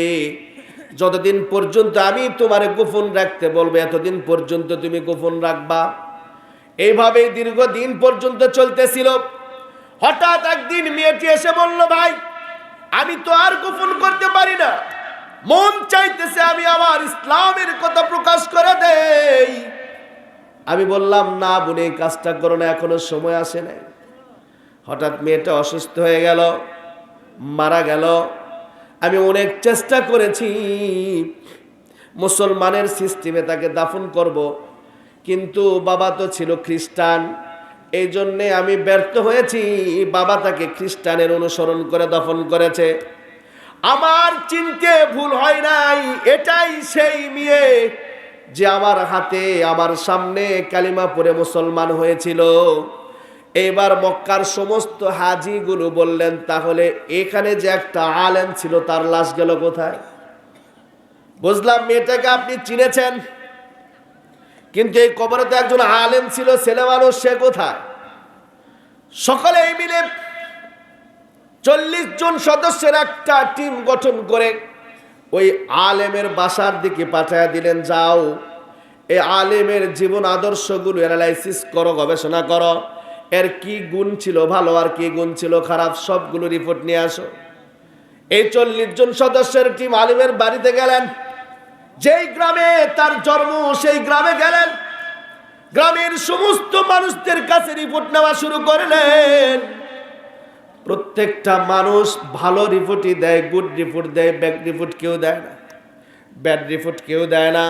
সকলেই বলে এমন একজন মানুষ আমার এলাকায় আগেও ছিল না, এখনো নাই, এত বড় আল্লাহওয়ালা। হাজী সাহেবেরা আশ্চর্য হয়ে গেল, তাহলে কোন কারণ, লাশ গেল কোথায়? সব রিপোর্ট নেওয়া শেষ, একজন মাত্র বাকি। এক হাজী বলতেছে ওনার স্ত্রীর কাছে যাওয়া হোক, কারণ স্বামী যতই বাহিরে আল্লাহওয়ালা হিসাবে ঘোরাফেরা করুক না কেন, বাহিরে স্বামী যখন দেখা যায় অনেক বড় লম্বা জুব্বা, একেবারে দেখলে মনে হয় শাইকুদ্দাহার কুমকুমাকুম বাহার কালীর ঘাটের থম, কিন্তু আসলে এর ভিতরে কি আছে এটা একমাত্র তার স্ত্রী ছাড়া কেউ জানতে পারবে না। হাজী সাহেবেরা স্ত্রীর কাছে গেলেন, পর্দা মেনটেন করলেন, প্রশ্ন করলেন, বোন তোমার স্বামী কিরকম আচরণ করতে বলো তোমার সাথে? স্ত্রী বলল, আমার স্বামীর মতো কোনো স্বামী আমার এলাকায় কোনো মেয়ের কপালে জোটে নাই, এত সুন্দর, এত চরিত্রবান নেই, নিষ্ঠাবান স্বামী। আমার স্বামী তো এত আমলওয়ালা, হেরিম শরীফের ভিতরে 5 ওয়াক্ত নামাজ আদায় করতেন, প্রতি মাসে 3 খতম কোরআনুল কারীম পড়তেন, তাহাজ্জুদ কাজা করে নাই, আইয়াম বীজের রোজা কোনোদিন কাজা করে নাই, সোমবার দিনের রোজা কখনো কাজা করে নাই, এত বড় আল্লাহওয়ালা। হাজী সাহেবেরা বলল, তাহলে তোমার স্বামীর লাশ কই? তখন স্ত্রী বলে, আমার স্বামীর শুধু একটা মাত্র রিপোর্ট, ব্যাড রিপোর্ট আছে, খারাপ রিপোর্ট আছে। হতে পারে এই কারণে আমার স্বামীর লাশটা আল্লাহ রসুলের দেশ থেকে উধাও হয়ে গেছে। বলে, কি রিপোর্ট? আমরা যখন স্বামী স্ত্রী উভয়ে মিলে বৈধ পন্থায় যৌন আচরণ করতাম, শীতের সময় তাহাজ্জুদের পূর্ব মুহূর্তে আমার স্বামী যখন গোসল করতে যাইতো, শুধু আমার একটা কথা বলতো, বিবি রে, ইসলামের এই সিস্টেমটা ভালো লাগে না। স্বামী স্ত্রী মিলন করার পরে ঠান্ডা হোক আর গরম হোক, গোসল না করলে পবিত্র হওয়া যাবে না, এই সিস্টেমটা ভালো লাগে না। ঠিক বুঝছে? এতগুলা বুঝে না, এরা বুঝছে। ইসলামের এই সিস্টেমটা ভালো লাগে না, এর চাইতে খ্রিস্টানদের সিস্টেমই ভালো, টিস্যু দিয়ে বুঝতে হয়ে যায়। আমার মনে হয় এই একটা কারণ হতে পারে। তখন এই 40 জন হাজী সাহেবের টিম ওই হাজী সাহেবকে, ইউরোপিয়ান হাজী সাহেবকে রিপোর্ট করলেন, শোনো তুমি বাড়িতে যাও, ইউরোপে চলে যাও, যেই জায়গাতে তোমার এই মুসলিম বোনকে কবর দিয়েছিলে ওই জায়গাটা খনন করো, দেখো তো ওই জায়গাতে কোনো পুরুষ আলিমের মতো দেখতে লাগে, দাড়িও আছে, দাড়িওয়ালা সুন্দর দেখতে আলেম মনে হয়, এরকম কোনো লাশ দেখা যায় নাকি? ইউরোপিয়ান হাজী সাহেব সর্বপ্রথম মালিকের কাছে গেলেন। মালিকের কাছে যাওয়ার পরে মালিককে বললেন, মুনিব, যেই মেয়েটাকে আমরা আপনাদের থিওরি অনুযায়ী খ্রিস্টানদের কবরে দাফন করলাম, ওই মেয়েকে আমি হজ করতে গিয়ে জান্নাতুল বাকিতে দেখে এসেছি। মুনিব বলতেছেন কাল্লা লা ইউমকিনু হাদা আবাদা, নো নেভার, এটা কখনোই হতে পারে না। নিজের হাতে আমি আমার মেয়েকে আমার কবরস্থানে দাফন করেছি। সেই মেয়ে কেমনে ইউরোপ থেকে একেবারে সৌদি আরবে রসুলের রওজার সাইডে যাবে, কিভাবে রসুলের দেশে যাবে বুঝলাম না। চাকর বলতেছে শুনেন, বিশ্বাস যদি না হয়, আসলে কবর খনন করা একটা প্র্যাকটিস লাগবে তো। চাকর বলতেছেন মুনিব যদি বিশ্বাস না হয় চলেন তাহলে কবর খনন করে দেখি আছে না নাই। এইবার যখন কবরে গেছে, কবর খনন করছে, ইন্না লিল্লাহ, দেখা যায় যেইভাবে ওই হাজী সাহেবরা রিপোর্ট দিয়েছিল ওই রকমই একটা আলেমের লাশ খ্রিস্টানদের কবরে। সঙ্গে সঙ্গে রিপোর্ট করলেন আপনাদের কথা অনুযায়ী লাশ তো এখানে আছে। সবাই তো অবাক হয়ে গেলেন। এলাকার আরব ক্রান্তির সবচেয়ে বড় বড় ফতোয়া বোর্ডের সমস্ত মুফতি সাহেবদেরকে নিয়ে একটা টিম গঠন করলেন। এটা কেমনে সম্ভব? ইউরোপিয়ান একটা মেয়েকে ইউরোপে দাফন করা হয়, তার লাশ রসুলের দেশে পাওয়া যায়, রসুলের দেশ থেকে একজন আলেমের লাশ কেমনে ইউরোপে চলে যায়? যখন একটা টিম গঠন করা হলো, কোরআন ঐশিব আলীর সামনে নিয়ে, হাদিস সামনে নিয়ে গবেষণা করা হলো, তখন মুফতি স্যার রিপোর্ট করলে শোনেন, আল্লাহ রসুল বলেছেন আলমারউ মা মান হাব্বা, যার সাথে যার মুহাব্বত হবে তার সাথেই তার হাসর নাসর হবে। এই হাদিসটা আল্লাহ রসুল প্রমাণ করার জন্য, আল্লাহ রব্বুল আলামিন মানুষদেরকে স্বচক্ষে দেখানোর জন্যে সৌদি আরব থেকে, যেহেতু ওই আলিমটি খ্রিস্টানদের একটা থিওরিকে পছন্দ করতেন, গোসল করা এই থিওরিটা খ্রিস্টানদের ছিল না, টিস্যু দিয়ে পরিষ্কার করলে হয়ে যায়। যেহেতু আলিম এটাকে পছন্দ করতেন, কিন্তু আমল কিন্তু করেন নাই। পছন্দ শুধু করেছেন, আমল করেন নাই। এই পছন্দ করার কারণে আল্লাহ রব্বুল আলামিন রসুলের দেশ থেকে তার লাশটাকে খ্রিস্টানদের দেশে নিয়ে গেছে। আর খ্রিস্টানি মেয়ে যেহেতু মনে প্রাণে রসুলকে ভালোবাসে, এই জন্য খ্রিস্টানদের দেশ থেকে মেয়ের দেশটা রসুলের দেশে নিয়ে, মেয়ের লাশটা রসুলের দেশে নিয়ে আসা হয়েছে। ও মুসলমান, কথাটুকু এতটুকুনি নয়, মান তাসাব্বা বিহি কওমুন ফাহুয়া মিনহুম, যার সাথে তোমার মুহাব্বত হবে তার সাথেই তোমার হাসর নাসর। যদি উলামায়ে কেরামদের সাথে মুহাব্বত হয়, কিয়ামতের দিন উলামায়ে কেরামদের সাথে জান্নাত। ঠিক কিনা বলেন? তলবে ইলম, এই মাত্র কোরআনের একটা পাখিকে পাগড়ি পরানো হলো। এই কোরআনের পাখিটি হচ্ছে জীবন্ত কোরআন। পুরা 30 পারা কোরআন সিনার ভিতরে রেখেছে। এই কোরআনের পাখিদেরকে মুহাব্বত করবেন, সহযোগিতা করবেন, যখন যা প্রয়োজন হয় দিবেন, অর্থের প্রয়োজন হলে অর্থ দিবেন, শ্রমের দরকার হলে শ্রম দিবেন, ভালোবাসার দরকার হলে ভালোবাসা দিবেন। মনে রাখবেন, এদের সাথে যদি সুইট কানেক্টেড হয়, সুন্দর সম্পর্ক গঠন করতে পারেন, দুনিয়াতেও আল্লাহ কোনো বিপদের মধ্যে ফালাবে না। কিয়ামতের দিন কঠিন মুসিবত থেকে উদ্ধার করে জান্নাতের বাসিন্দা বানায়া দিবে। ও মুসলমান, খুব ভালো করে বুঝবেন।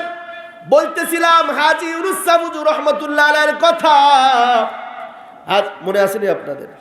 হাজী ইউনুস সাহেব হুজুর রহমাতুল্লাহ আলাইহি ড্রাইভারকে বললেন, বেটা যাও, সমস্যা নাই, ওরা কেন আমাকে মারবে? আমরা তো নিজেদের স্বার্থের জন্য এখানে আসি নাই, বরঞ্চ এই হাতিকে যে আল্লাহ তৈরি করেছেন ওই আল্লাহ তাআলার মিশন নিয়েই তো আমরা এখানে এসেছি। ওরা আমাদেরকে রাস্তা দেখাবে, কেন মারবে? এই কথা বলার সাথে সাথে যুবকের ইমানের জজবা উঠে গেছে, ইমানের পাওয়ার হয়ে গেছে, চার্জ হয়ে গেছে। যুবক এইবার নিজের কথাটাকে চেঞ্জ করছে।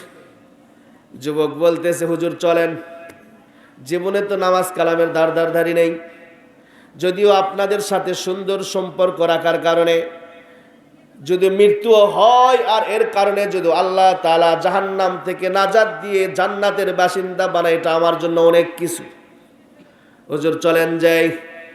হাজী ইউনুস সাহেব হুজুর রহমাতুল্লাহ আলাইহি বলে, শোনো, যাবে তো ঠিক আছে, কিন্তু গাড়িটা আস্তে আস্তে করে চালাবা। একবারে বড় হাতির মাথার সামনে গিয়ে গাড়ি ব্রেক করবা। যুবক আপসেট হয়ে গেলেন, কি কর হুজুর, জামু তো ঠিক আছে, আবার ব্রেক কে? হাজী ইউনূস বলেন, আমি হাতিদের সঙ্গে কথা বলতে চাই। তাদের থাকার জায়গা হলো আফ্রিকার জঙ্গলে, ওরা লোকালয়ে কেন আসলো আমার জানার দরকার আছে। যুবক আশ্চর্য হয়ে গেলেন, কি কয়? জীবনে কত হুজুর দেখলাম, কত হুজুর জীবনে দেখলাম রে, বন্য হাতিদের সাথে কথা বলার মতো হুজুর তো দেখি নাই। যুবক একবার আস্তে গাড়ি চালালেন, বড় হাতির মাথার সামনে গিয়ে গাড়ি ব্রেক করলেন।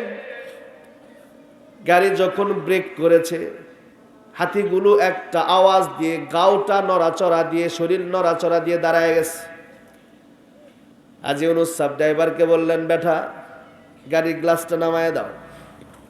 গাড়ির গ্লাস নামায় দেওয়া হলো। হাজী ইউনূস সাহেব হুজুর আস্তে করে ডান হাতটা গ্লাসের গাড়ির ভিতর থেকে বাহিরে বের করিয়ে দিলেন। সবচাইতে বড় হাতি সর্বপ্রথম আস্তে আস্তে করে এসে হাজী ইউনূস সাহেব হুজুর হাতের মাঝখানে চুমু লাগালেন, আর তার আওয়াজ দিয়ে কি যেন বলে নাচতে নাচতে জঙ্গলে চলে গেলেন। শুধু একটা এমনটা করলো তাই নয়, বড় হাতি যখন এই দৃশ্যটা করেছে, এই কাজটা করেছে, আস্তে আস্তে বাকি 9টি হাতিও একই সিস্টেমে হাজী ইউনূস সাহেব হুজুরের হাতের তালুতে চুমু দেয়, তাদের আওয়াজ করে কি যেন বলে, তারপরে জঙ্গলে চলে যায়। হাজী ইউনূস সাহেব বললেন, বেটা তুমি তো বললে এরা আমাদের জীবন নাশ করবে, সুর দিয়ে বাড়ি দিয়ে পা পদপিষ্ট করে আমাদের জীবন ধ্বংস করবে, গাড়িগুলো ভেঙে চূর্ণ বিচূর্ণ করবে। কই, এরা তো আমার হাতে চুমু দিয়ে ভদ্রতা অবলম্বন করে চলে গেল জঙ্গলে। হাজী ইউনূস সাহেব ড্রাইভারকে বলে, বেটা শোনো, এরা একটা ওদের ভাষায় আওয়াজ দিয়ে একটা কথা বলেছে, যেটা তুমি বোঝো নাই। আল্লাহ রব্বুল আলামিন আমাকে বোঝার জন্য পাওয়ার এবং ক্ষমতা দিয়েছে। আমি বুঝেছি এই হাতিগুলি তারা তাদের শব্দ দিয়ে বলতেছে, হুজুর আমরা আগে থেকেই জানতে পেরেছি আপনারা আফ্রিকাতে আসবেন। আমাদের মনের একটা আশা ছিল, ইচ্ছা ছিল, আপনাদের সামনে 2-1 মিনিট সময় একটু কাটাবো, আপনাদের নয়ন ভরে একটু দেখবো, আপনাদের হাতে একটু চুমু লাগাবো। কিন্তু হুজুর গো, আমরা যদি রাস্তার সাইডে দাঁড়ায় থাকতাম আপনাদের সাক্ষাতের জন্যে, আপনার ড্রাইভার আরো স্পিড বাড়ায় দিয়ে আমাদের ভয়ে এখান থেকে ছুটে যাইত। এই জন্যে হুজুর ইচ্ছায় নয়, ভালোবাসার কারণে, আপনাদের সাথে একটু সম্পর্ক সুন্দর করার কারণে কৃত্রিম প্রতিবন্ধকতা তৈরি করে রাস্তা ব্লক করেছি। হুজুর যদি রাগ করে থাকেন, কষ্ট পেয়ে থাকেন, দয়া করে মাফ করে দেন। মালিক জান্নাতে তোমার পাশে আমার একটা ঘর বানায় দিও, সে বিভীষিকাময় মহাদিনে তোমার পাশে আমায় টানিয়ে নিও। মালিক জান্নাতে তোমার পাশে আমার একটা ঘর বানায় দিও। মুসলমান বন্ধু, শুধু এতটুকুনি নয়, আপনি যদি আল্লাহর গোলামি 100% মেনে নেন, 100তে 100 যদি আল্লাহর গোলামি মেনে নেন, জমিন শুধু নয়, পানিগুলো, জমিনগুলো সব আপনার গোলামি করবে। আপনারা জানেন, একটা ঘটনা বলেই শেষ, আপনারা জানেন, চলবে বলবো না চলে যাবেন? ভারতবর্ষে খাজা মঈনুদ্দিন চিশতি রহমতুল্লাহর নাম তো শুনেছেন। আজমিরি রহমতুল্লাহ আলাইহি। উনি যখন সর্বপ্রথম আজমির শহরে আনা সাগরের পারে অবস্থান নেন, আশ্রয় নেন, ওই সময় প্রেসিডেন্ট ছিলেন পৃথ্বীরাজ খাজা মঈনুদ্দিন চিশতি রহমতুল্লাহ আলাইহি। আনা সাগরের কিনারায় অবস্থান নিয়ে ওখান থেকে ইসলাম ধর্ম চালাইতে থাকে, প্রসার করতে থাকে। আস্তে আস্তে পৃথ্বীরাজের যতগুলো অনুসারী ছিল, প্রজাদের মধ্যে বেশিরভাগ মানুষ খাজা মঈনুদ্দিন চিশতির মজলিসে আসা শুরু করে দিল। হুজুরের নসিহত শুনে, চরিত্র দেখে, বয়ান শুনে মানুষগুলি দ্রুত ইসলামের সুশীল ছায়াতলে আশ্রয় গ্রহণ করা যখন শুরু করে দিল, পৃথ্বীরাজ তখন খাজা মঈনুদ্দিন চিশতি রহমতুল্লাহ আলাইহির সাথে শত্রুতামি করলেন। মন্ত্রী পরিষদের বোর্ড মিটিং বসালেন, এই মৌলবীকে কিভাবে এখান থেকে তাড়ানো যায়।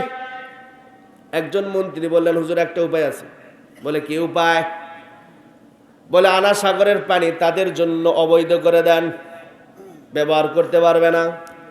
পানি না পেলে ওরা এখানে অবস্থান করতে পারবে না, এমনিতেই চলে যাবে, কিচ্ছু বলা লাগবে না।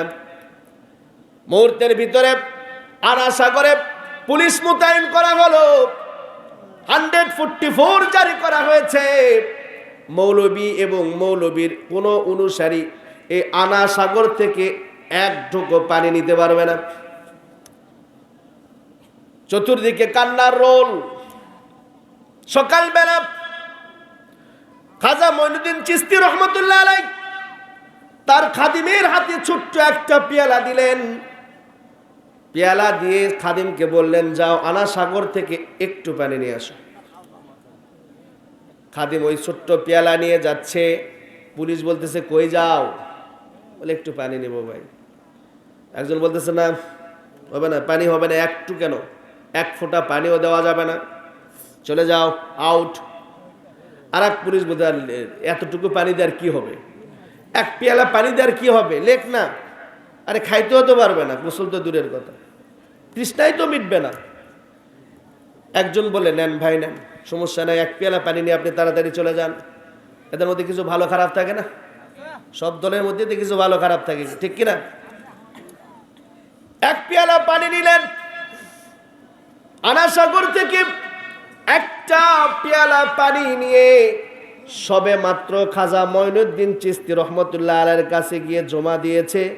পিছনে তাকায়া দেখে পুরা আনা সাগর শুকিয়ে শেষ হয়ে গেছে, এক ফোঁটা পানিও নাই। ইতিহাস খুলে দেখেন, এক পেয়ালা পানি নিয়েছে, খাজা মঈনুদ্দিন চিশতি রহমতুল্লাহ আলাইহির কাছে জমা দিয়েছে। পিছনে দেখে পুরা আনা সাগরের পানি শুকিয়ে গেছে, এক ফোঁটাও পানি নেই। শুধু আনা সাগরে নয়, ওই এলাকার কোনো মায়ের স্তনে দুধ ছিল না, কোনো গাভীর স্তনে এক ফোঁটা দুধ ছিল না। পুকুরে, পুষ্করিতে, কূপে, নলকূপে এক ফোঁটা পানি ছিল না। মুহূর্তের ভিতরে চতুর্দিকে কান্না রোল পড়ে গেল। ছোট্ট বাচ্চাগুলি দুধের তৃষ্ণায় ছটফট করে মৃত্যুর উপক্রম হতে লাগলো। মানুষ তৃষ্ণায় বুক ফেটে যেতে লাগলো।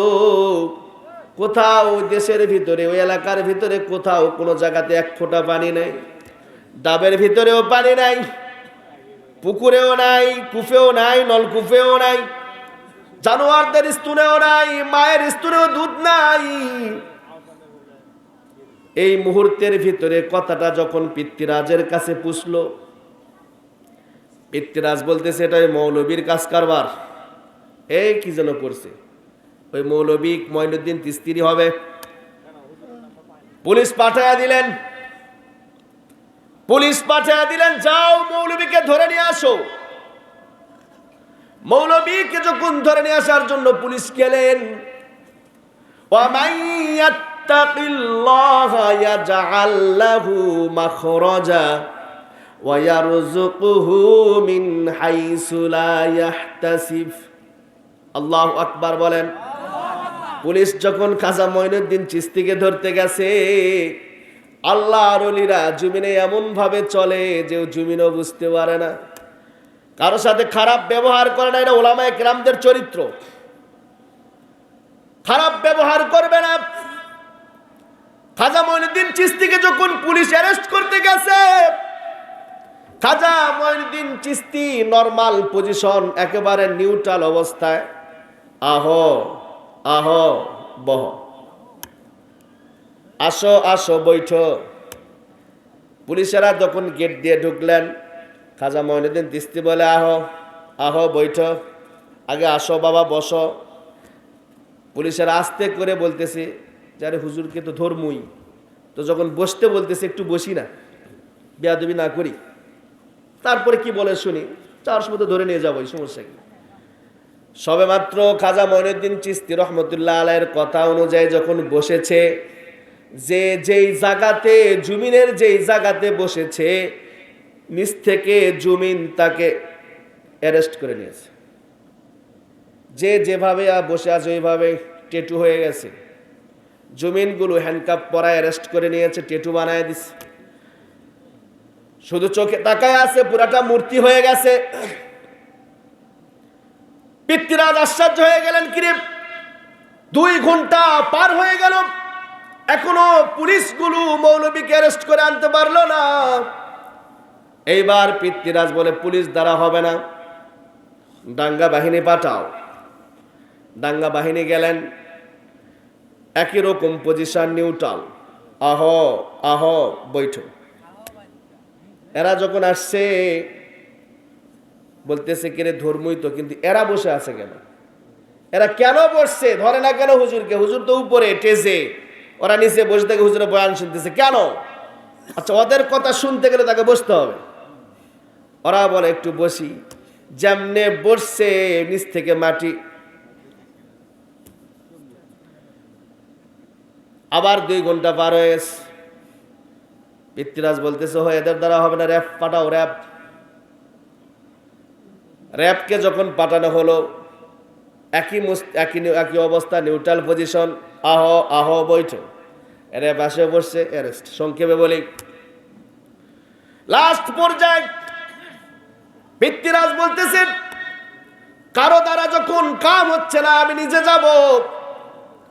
সেনাবাহিনীদেরকে ডাকলেন, বিরাট একটা বাহিনী নিয়ে পিতৃরাজ নিজেই খাজা মঈনুদ্দিন চিশতি রহমতুল্লাহ আলাইহিকে অ্যারেস্ট করার জন্য যখন গেলেন, অ্যারেস্ট করার জন্য যাচ্ছেন, মুহূর্তের ভিতরে পিতৃরাজের মা ডাকতে বলে বাবা কই যাও?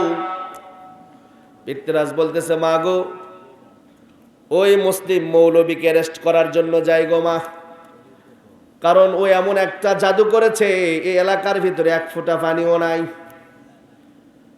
পিতৃরাজের মা বলে বাবা শোন, তোরে একটা কথা বলি বাবা শোন, যাস না রে বাবা, যাস না। মুসলিম মৌলবীকে অ্যারেস্ট করার জন্য যাস না, কেননা মুসলিম মৌলবী তোর রাজ্য দখল করার জন্য তো এই এলাকায় আসে নাই, অত তো রাজ্য সিংহাসন কেড়ে নেওয়ার জন্য আসে নাই। ওরা উপরওয়ালার মিশন নিয়ে এসেছে। যাস না, রাজ্য থাকবে না, রাজত্ব থাকবে না, তুইও ধ্বংস হয়ে যাবি। মা হয়ে একটা পারমিশন দেই, অনুমতি দেই, পরামর্শ দেই, শোন, মুসলিম মৌলবীকে অ্যারেস্ট করতে নয়, যদি যাস তাহলে দোয়া নিয়ে যা, জীবন ধন্য হয়ে যাবে। পিতৃরাজের একটা গুণ ছিল, মার কথা কখনো অমান্য করতো না। সঙ্গে সঙ্গে নিয়তটাকে চেঞ্জ করলেন, চলে গেলেন। গেটের মধ্যে গিয়ে একবারে নম্র, হুজুর ভুলে গেছে, মাফ করে দেন। পুলিশ বসা, ব্যাটালিয়ন বসা, র্যাবগুলো বসা। পিতৃরাজ একবারে জোর হাত বলে হুজুর মাফ করে দেন, ভুল হয়ে গেছে। খাজা মঈনুদ্দিন চিশতি রহমতুল্লাহ আলাইহি বলে যাও, মাফ করে দিলাম। এই মাফ করে দিলাম শব্দ বলতে দেরি, মাটিগুলো ওদেরকে ছেড়ে দিতে দেরি করে নাই। সকলে দাঁড়ায় গেছে, দাঁড়ায় দেখে আমাদের প্রেসিডেন্ট, স্যালুট। পিতৃরাজ বলতেছে, আরে বেটা দাঁড়া, মাফ তো হয়েছে কিন্তু আনা সাগরে তো এখনো পানি আসে নাই। পিতৃরাজ বলতেছে, হুজুর আনা সাগরে এক ফোঁটা পানি নেই, গাছের ডাবের ভিতরে এক ফোঁটা পানি নেই, পুকুর পুষ্করণী নলকূপের ভিতরে কূপের ভিতরে এক ফোঁটা পানি নাই গো হুজুর। এমনকি মার স্তনের ভিতরে, জানোয়ার স্তনের ভিতরে এক ফোঁটা দুধ নেই। দয়া করে একটু ব্যবস্থা করে দেন। তামাম দেশগুলোর নাজারিতে কান্নার রোল পড়ে গেছে। এইবার খাজা মঈনুদ্দিন চিশতি রহমতুল্লাহ আলাইহি খাদিমকে ডাক দিয়ে বলতেছে, খাদিম এক পেয়ালা পানি কই রাখছ? বলছে, হুজুর আপনার খাটের নিচে। বলে নিয়ে আসো। ওই ছোট্ট এক পেয়ালা পানি যখন নিয়ে এসে মঈনুদ্দিন চিশতি রহমতুল্লাহ আলাইহির হাতে দিলেন, খাজা মঈনুদ্দিন চিশতি রহমতুল্লাহ আলাইহি সবে মাত্র আনা সাগরের ভিতরে ওই এক পেয়ালা পানি ছেড়ে দিয়েছে, মুহূর্তের ভিতরে আল্লাহ তাআলা সব জায়গাতে পানি পৌঁছায়া দিয়েছে। যাদের হৃদয়ে আছে আল্লাহর ভয়, তারা কভু পথ ভুলে যায় না। আল্লাহর প্রেম ছাড়া এই দুনিয়ায় কারো কাছে কোনো কিছু চায় না। রাতের আধারে যারা সেজদাতে রয়, দু চোখের অশ্রুতে নদী যেন বয়। রাতের আধারে যারা সেজদাতে রয়, দু চোখের অশ্রুতে নদী যেন বয়। চলনার হাত ছানি যতই ডাকুক, চলনার হাত ছানি যতই ডাকুক, পিছনে ফিরেও তাকায় না। যাদের হৃদয়ে আছে আল্লাহর ভয়, তারা কভু পথ ভুলে যায় না। এই খাজা মঈনুদ্দিন চিশতি রহমতুল্লাহ আলাইহির পীর ছিল উসমান হারুনি। উসমান হারুনি রহমতুল্লাহ আলাইহি একদিন এশার নামাজ পড়, এ মুসলমান ভালো করে শোনো, উসমান হারুনি রহমতুল্লাহ আলাইহি একদিন এশার নামাজ পড়ে মুসল্লিদেরকে বলতেছেন, বাবারা শোনো, তোমাদের একটা গোপন মেসেজ দেই, গোপন, এই অফিন করা যাবে না, হিতে বিপরীত হবে। বলে, হুজুর কি মেসেজ? বলে, কালকে ফজরের নামাজ যে ব্যক্তি আমার পিছনে জামাতের সাথে আদায় করবে, ওই ব্যক্তিটা মরতে দেরি হবে, আমার সাথে জান্নাত আল্লাহ পৌঁছাইতে দেরি করবে না। কিন্তু মনে রাখবা, এই কথাটা যদি অন্য কাউরে বলে দাও তাহলে সে কিন্তু জাহান্নামে যাবে। রাত্রিরে সকলে গিয়ে ঘুমিয়ে গেছে। ফজরের সময় ওসমান হারুনি, খাজা মঈনুদ্দিন চিশতি রহমতুল্লাহ আলাইহির পীর ওসমান হারুনি রহমতুল্লাহ আলাইহি মসজিদে আসতেছেন ফজরের নামাজ আদায় করার জন্যে। বাড়ি থেকে বের হয়ে দেখেন এলাকার সমস্ত জায়গা কাতারবদ্ধ হয়ে গেছে। মসজিদ জাম, মসজিদের উঠান জাম, রাস্তাঘাট সব জায়গায় জাম। ওসমান হারুনি আশ্চর্য হয়ে গেলেন, কিরে এশার নামাজ পড়লাম 20-25 জন, কিন্তু ফজরের নামাজে এত লোক কইতে আইলো? অবশ্যই এই কথা কেউ না কেউ ফাঁস করে দিছে যে ওসমান হারুনের পিছনে ফজরের নামাজ পড়লেই জান্নাতি। উনি কিছু বলেন নাই, ফজরের নামাজ আদায় করলেন। মুসল্লিদের দিকে মুখটা ফিরিয়ে লক্ষ্য করে বললেন, কালকে যারা যারা এশার নামাজ জামাতের সাথে পড়েছো তারা বসো, বাকিরা যাও। ওদেরকে লক্ষ্য করে বললেন, আমি যে কালকে তোমাদের একটা মেসেজ দিয়েছিলাম, বলছিলাম গোপন রাখবা, প্রকাশ করবা না, কাউকে বলবা না। কে কাকে বলছো বলো? তুমি কারে বলছো? বলে, না হুজুর, ভাইয়ের সাথে ঘুমাইছি, বড় ভাইকেও নামাজের জন্য ডাকি নেই। বাপরে জিজ্ঞেস করে, বাবা বলে না, ছেলে আর আমি এক ঘাটে ছিলাম, ছেলেরেও বলি নাই, আমি একাই গোপনে উঠিয়ে চলে আসছি নামাজের জন্য। যাকেই প্রশ্ন করে সেই বলে, না কাউকে বলি নাই, গোপন রাখছি। আস্তে আস্তে ওই জায়গাতে খাজা মঈনুদ্দিন চিশতি রহমতুল্লাহ আলাইহি বসেছিলেন। উনি তখন আর কোনো খেলাফত পান নাই। ওনাকে যখন প্রশ্ন করা হলো, মঈনুদ্দিন তুমি বলেছো নাকি? বলে, হুজুর আপনি এশার নামাজের পরে যখন এই এলানটা করে দিয়েছেন, তখন থেকে এখন পর্যন্ত আমি 2 চোখের পাতা অ্যাডজাস্ট করি নাই। মানুষের দুয়ারে দুয়ারে গিয়েছি, মানুষদেরকে, ঘুমন্ত মানুষদেরকে ডাক দিয়ে দিয়ে বলছে, বা শোনো, ওসমান হারুনি কত বড় আল্লাহর ওলি। তোমরা তো সকলেই জানো যে ব্যক্তি আগুনের ভিতরে পর্যন্ত নামার পরে 2 রাকাত নামাজ পড়ে আগুন থেকে বের হয়ে আসছিল। এইরকম একজন আল্লাহর ওলি, সে বলেছে ফজরের নামাজ কেউ যদি তার সাথে জামাতে আদায় করে সে জান্নাতি। ওই যে এশার নামাজের পর মানুষের কাছে দাওয়াত দেওয়া শুরু করেছি, এই ফজরের জামাত শুরু হওয়ার আগ পর্যন্ত শুধু দাওয়াত পৌঁছাইছি।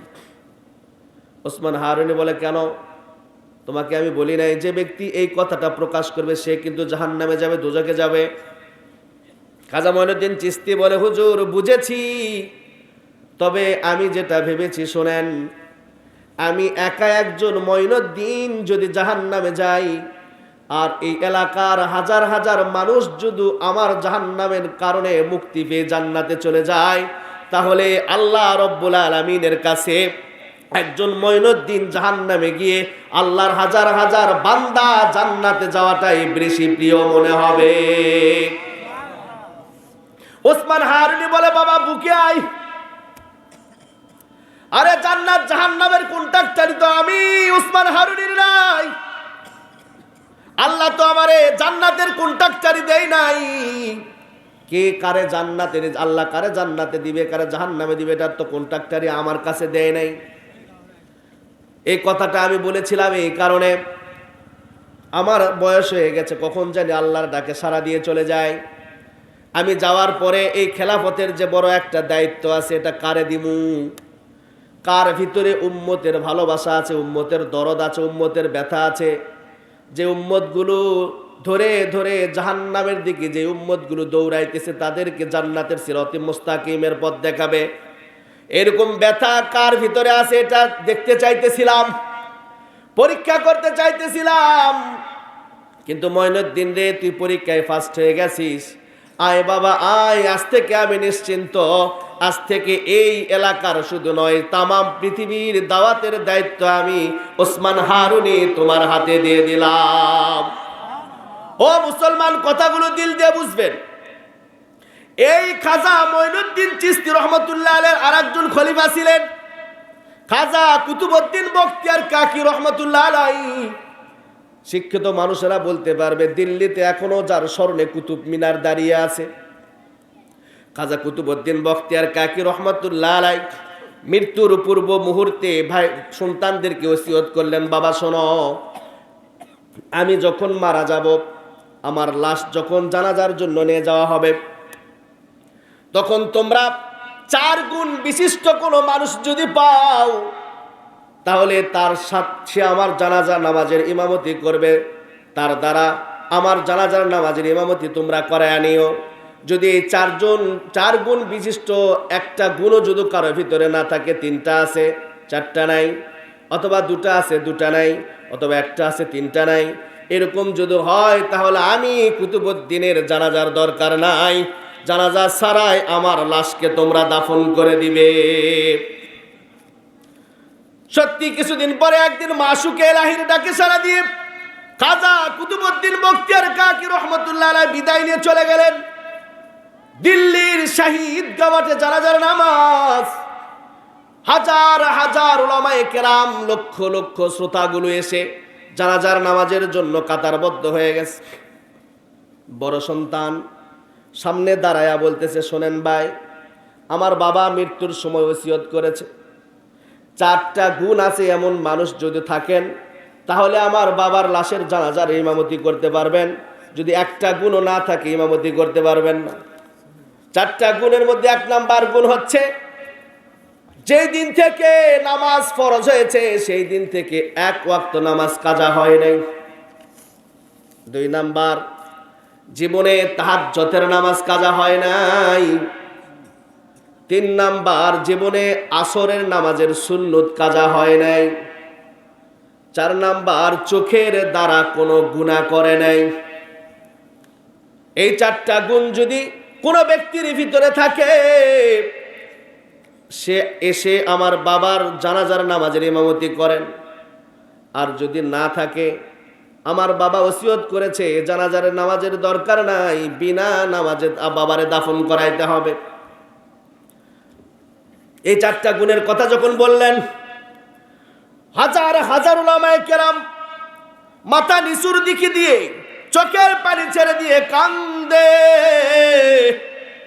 একটা মানুষের উলামায়ে কেরামের ক্ষমতা হয় নাই সামনে গিয়ে খাজা মঈনুদ্দিন, খাজা কুতুবউদ্দিন বখতিয়ার কাকির নামাজের জানাজার ইমামতি করবে। অনেকক্ষণ অপেক্ষা করার পরে সন্তানগুলো দেখতেছে কাউরে পাওয়া যায় না। এইবার সন্তানগুলো খাটের মধ্যে হাত লাগাইছে, খাটনির মধ্যে হাত লাগিয়েছে, বাবাকে জানাজার সারায় দাফন করব, চলো বাবার ওসিয়ত অনুযায়ী। সন্তানরা যখন খাটনিতে হাত লাগাইছে, মুহূর্তের ভিতরে দ্বিতীয় কাতার থেকে একজন ডাক দিয়ে বলতেছে, দাঁড়াও, খাটনির মধ্যে হাত লাগায় না, আমি জানাজার নামাজ পড়ায় দিতেছি। সবাই তো অবাক, কিরে 4টা গুণ যে বড় বড় 4টা বৈশিষ্ট্য গুণের আলোচনা করলেন, এমন কোন আলিম আসতেছে একটু দেখি। আস্তে আস্তে করে যখন পা ফেলে ফেলে আসলেন, লোকেরা দেখে তাকবীর দিলেন, কেননা এটা কোনো আলিম ছিল না, এটা দিল্লির ওই সময়কার প্রেসিডেন্ট ছিলেন খাজা শামসুদ্দিন আলতামাস রহমতুল্লাহ আলাই। দিল্লির প্রেসিডেন্ট ছিলেন, প্রেসিডেন্ট খাজা শামসুদ্দিন আলতামাস রহমতুল্লাহ আলাই একজন সরকার ছিলেন। উনি বলতেছে, দাঁড়াও, আমি খাজা কুতুবউদ্দিন বখতিয়ার কাকির জানাজার ইমামতি করব, কারণ যেই দিন থেকে আমার উপরে নামাজ ফরজ হয়েছে সেই দিন থেকে আজ পর্যন্ত আমার 1 ওয়াক্ত নামাজ কাজা হয় নাই। মুসলমান, কত বড় কথা, কান খুলে শুনে নেন। ওই দিন থেকে আমার কোনোদিন তাহাজ্জুদের নামাজ কাজা হয় নাই।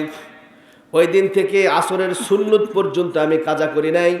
ওই দিন থেকে নিজের চক্ষু দ্বারা আমি কোনো গুনাহ করি নাই। খাজা শামসুদ্দিন আলতামাস রহমতুল্লাহ আলাই আস্তে করে খাটের কাছে গেলেন, খাজা কুতুবউদ্দিন বখতিয়ার কাকির মুখের উপর থেকে কাপড়টা সরাইলেন, চোখের পানি ছেড়ে দিয়ে কপালে একটা চুমু লাগায় দিলেন, ডাক দিয়ে বললেন, বন্ধু রে, নিজে তো গোপনে গোপনে আমল করে জান্নাতের মালিকানা নিয়ে নিলি, লক্ষ লক্ষ মানুষের সামনে আমার আমলটা কেন ফাঁস করে দিলি? তুই তো মনে করেছিস অবশ্যই তোর মৃত্যুর খবর শুনে আমি আসবো জানাজার পড়তে, এই জন্যে তুই এমন 4টি গুণের কথা ওসিয়ত করেছিস, যে 4টি গুণ খাজা শামসুদ্দিন আলতামাস রহমতুল্লাহ আলাইহির ছাড়া আর কারো ভিতরে নাই। বন্ধু, নিজে তো আমল করে জান্নাতের মালিকানায় নিলি, আমার আমলগুলো প্রকাশ করে দিলি, না জানি অন্তরের ভিতরে অহংকার চলে আসে, তাকাব্বুরি চলে আসে, আর আলিমদের অহংকারে তাদের আমলগুলো ধ্বংস করে দেয়। অহংকারে আমলগুলো ধ্বংস হয়ে যায়, তাকাব্বর করে আমি হাফেজ, আমি মুফতি, আমি আলেম। মানুষদেরকে মানুষ মনে করে না, মনে করে আমার চাইতে বড় আমল কি আরো নাই, আমি তাহাজ্জুদ পড়ি, আমি বড় আল্লাহর ওলি, কিন্তু না, এই অহংকারে তোমার আমল ধ্বংস হয়ে যাবে। খাজা শামসুদ্দিন আলতামাস রহমতুল্লাহ আলাইহি বলতেছে, এই অহংকার যদি আমার অন্তরে চলে আসে তাহলে তো আমি আমলগুলা ধ্বংস হয়ে আমি বরবাদ হয়ে যাব। তবে বন্ধু শোনো, তুমি তো মৃত্যু তোমার একটা কথা বলি শোনো, যদি তুমি ওয়াদা করতে পারো কাল কিয়ামতের দিন যদি আমার আমল ধ্বংস হয়ে যায়, আল মারউ মা মান আহাব্বা, এই হাদিস অনুযায়ী তুমি আমারে শাফাত করবা। কারণ হাদিসের মধ্যে আছে, ইয়াশফাউনা ইয়াউমাল কিয়ামাতি আল আম্বিয়া ওয়াল উলামা সুম্মা শুহাদা, কিয়ামতের দিন সর্বপ্রথম সুপারিশের দায়িত্ব দেওয়া হবে আম্বিয়া কেরামদেরকে, তারপরে বলেন ওয়াল উলামা, তারপরে আলেম ওলামাদেরকে, হক্কানে আলেমদেরকে, সুম্মা শুহাদা, শহীদদেরও পূর্বে তাদেরকে সুপারিশের দায়িত্ব দেওয়া হবে। এই জন্য মুসলমান, শেষ মুহূর্তে আপনাদের কাছে এই খুর্দ বলাইল এলাকাবাসীদের কাছে অনুরোধ করব একটা মেসেজ, সেটি হচ্ছে, এটা একটা গাছ, গাছ কিন্তু লাগানো সহজ বন্ধু, কিন্তু এই গাছকে পরিচর্যা করে, আগাছাগুলো পরিষ্কার করে যখন